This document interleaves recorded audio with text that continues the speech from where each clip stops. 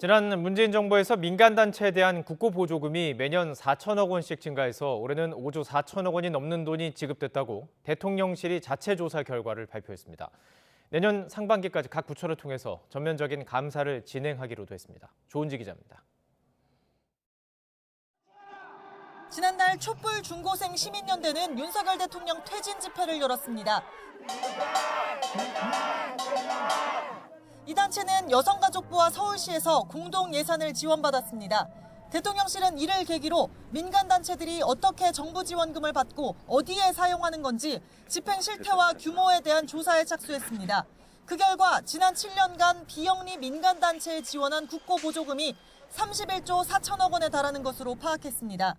특히 문재인 정부에선 연평균 4천억 원씩 올라 올해 지원금만 5조 4천억 원이 넘었습니다. 지원 단체 수도 같은 기간 4,300여 개가 늘어 2만 7천 개를 웃돌았습니다. 하지만 부정수급 등 문제가 적발된 건 153건, 환수 금액은 34억 원 정도.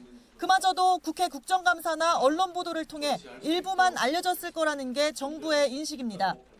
대통령실은 남북 교류 사업의 회계 부정, 맞춤형 일자리 사업의 허위 문서 작성, 세월호 피해자 지원재단의 부적절 예산 사용 등 30개 넘는 부정 사례를 공개했습니다. 비영리 단체는 자발적으로 회계를 공시하고 회계 감사를 받는 것이 바람직하다고 생각합니다.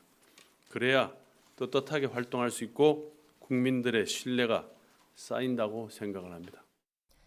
대통령실 고위 관계자는 중앙정부의 방기와 지자체의 무책임, 포퓰리즘 등이 결합돼 국민 세금이 제대로 관리되지 않았다면서 관련 시스템을 새로 구축하는 게 윤석열 정부의 일이라고 강조했습니다.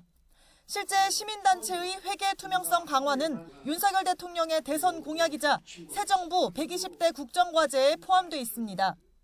국가 재정은 투명하고 원칙 있게 쓰여져야 됩니다.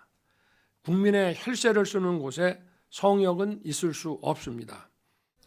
윤 대통령의 이 같은 지시 아래 각 부처는 내년 3월까지 지원단체 선정과 회계 처리 등을 점검합니다.